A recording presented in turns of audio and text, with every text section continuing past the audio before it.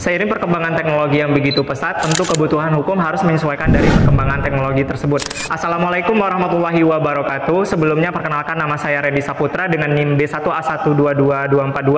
Saya merupakan mahasiswa Ilmu Hukum Fakultas Hukum Angkatan 2022 semester 5. Pada kesempatan kali ini saya akan mempresentasikan proposal skripsi saya yang berjudul Urgensi Pengaturan Perlindungan Hukum Terhadap Korban Face Swab Berbasis Teknologi Deepfake AI ditinjau dari perspektif hukum pidana Indonesia. Sebelumnya saya mengucapkan terima kasih kepada Bapak Eko Nuryatman SHMH dan Profesor Dr. Helmi SHMH selaku dosen pengampu mata kuliah Metode Penelitian dan Penulisan Hukum pada kali ini.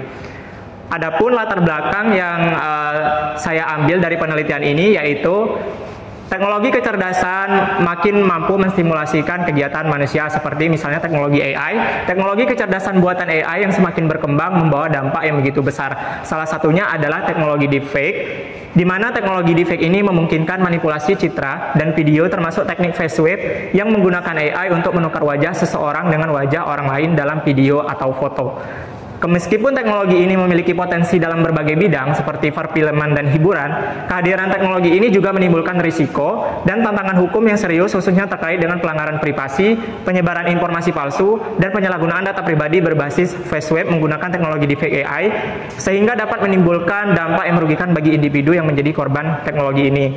Sedangkan face swap di sisi lain adalah salah satu aplikasi atau sistem yang dirancang oleh AI. Face swap ini merupakan juga bagian dari deepfake yang dikembangkan melalui deepfake AI tadi, yang merupakan bagian dari deepfake yang khusus menukar wajah antara dua individu dalam gambar atau video, tetapi face swap lebih sederhana dan biasanya tidak melibatkan pembuatan konten baru yang kompleks. Terus seperti kita lihat latar belakang contoh dari kasus tersebut bisa kita lihat pada kasus Presiden Jokowi, di mana dia merupakan salah satu korban penggunaan deepfake ini yang bisa membuat dia berbahasa Mandarin padahal video tersebut dibuat melalui deepfake. Terus yang kedua ada contoh kasus yaitu Presiden Korea Utara Kim Jong Un, di mana dia dibuat video deepfake juga yang mengarah kepada pornografi. Terus rumusan masalah. Rumusan masalah yang diambil dalam penelitian ini yaitu yang pertama untuk mengkaji bagaimana efektivitas regulasi hukum yang ada dalam melindungi korban penyalahgunaan teknologi face swap berbasis deepfake di Indonesia. Terus yang kedua yaitu bagaimana pengaturan perlindungan hukum terhadap korban deepfake dapat ditingkatkan melalui pembuatan regulasi atau pembaharuan undang-undang yang ada. Misalnya seperti yang dibuat oleh Cina yaitu yang berjudul Deep Synthesis Provision, di mana di Cina dia melarang penggunaan teknologi deepfake. Jika pembuatan video menggunakan teknologi deepfake maka harus diberikan label. Terus tujuan penelitian yang penulis lakukan yaitu untuk menganalisis dan memberikan rekomendasi terkait urgensi pengaturan perlindungan hukum terhadap korban. Fokus utama penelitian ini adalah yaitu pengaturan perlindungan hukum terhadap korban untuk mengidentifikasi bentuk penyalahgunaan yang terjadi akibat teknologi ini seperti pemalsuan identitas dan eksploitasi seksual serta dampaknya terhadap individu. Penelitian ini juga bertujuan untuk menganalisis kekurangan dalam peraturan yang ada seperti Undang-Undang ITE, Undang-Undang Perlindungan Data Pribadi atau PDP, dan Undang-Undang Pornografi, serta memberikan rekomendasi pembaharuan hukum atau membuat regulasi yang lebih spesifik sehingga korban dapat merasa terlindungi dan hak-haknya tersebut dapat terlindungi menjadi lebih efektif.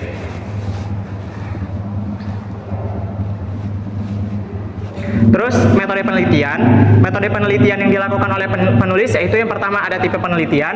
Tipe penelitian yang digunakan dalam penulisan penelitian ini adalah penelitian yuridis normatif dengan menganalisis regulasi yang ada dan memahami bagaimana hukum dapat melindungi korban penyalahgunaan face swap berbasis teknologi deepfake AI ini. Terus yang kedua, pendekatan yang digunakan yaitu pendekatan peraturan perundang-undangan dan analisis konseptual untuk mengevaluasi efektivitas perlindungan hukum yang ada dan apakah hukum yang ada itu mampu mengakomodasi terkait isu permasalahan hukum ini. Terus yang ketiga ada jenis data atau bahan hukum yang digunakan dalam penelitian ini yaitu ada bahan hukum primer. Bahan hukum primernya ini yaitu terdiri dari Kitab Undang-Undang Hukum Pidana yang berlaku sekarang dan Undang-Undang Nomor 1 Tahun 2003 tentang Kitab Undang-Undang Hukum Pidana. Terus yang kedua yaitu ada Undang-Undang Nomor 1 Tahun 2024 atas perubahan Undang-Undang Nomor 11 Tahun 2008 tentang Informasi dan Transaksi Elektronik atau ITE. Terus yang ketiga yaitu ada Undang-Undang Nomor 27 Tahun 2022 tentang Perlindungan Data Pribadi atau PDP. Terus yang ketiga ada Undang-Undang Nomor 44 Tahun 2008 tentang pornografi. Terus yang kelima ada Undang-Undang Nomor 31 Tahun 2014 tentang atas perubahan Undang-Undang Nomor 13 Tahun 2006 tentang perlindungan saksi dan korban. Dari data yang diperoleh yaitu ada analisis bahan hukumnya. Analisis bahan hukumnya yaitu baik data primer, data sekunder, dan data tersier. Selanjutnya penulis akan menganalisa bahan hukum tersebut dengan mengumpulkan bahan hukum dan menerapkan teknik analisis hukum. Kemudian dikerjakan dengan mengkaji dan menelaah bahan hukum yang sudah dikumpulkan tersebut menggunakan pendekatan yang telah penulis uraikan di atas tadi.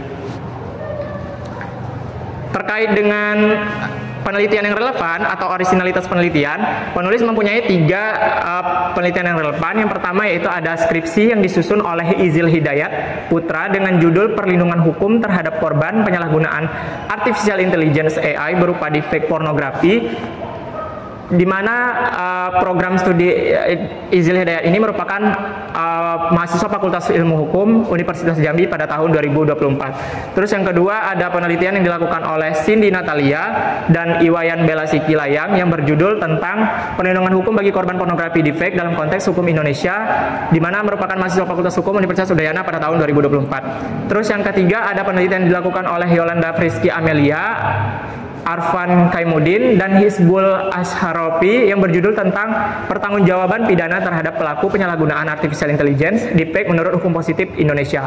Merupakan penelitian dilakukan oleh mahasiswa dan dosen Fakultas Hukum Universitas Islam Malang pada tahun 2024. Kesimpulan dari 3 penelitian ini, penelitian penulis lebih berfokus kepada bagaimana urgensi pengaturan perlindungan hukum yang ada seperti Undang-Undang ITE, Undang-Undang PDP, dan Undang-Undang Pornografi mampu bisa untuk melindungi korban dari penyalahgunaan, mengingat seiring perkembangan teknologi dan fenomena kejahatan teknologi yang ada sekarang, kebutuhan hukum seharusnya menyesuaikan perkembangan teknologi tersebut. Persamaan dari penelitian ketiga ini penelitiannya yaitu sama-sama membahas yuridis normatif, di mana penelitian ini perbedaannya bisa kita lihat pada penelitian ini lebih fokus kepada pornografi saja, serta pertanggungjawaban dan tantangan yang ada.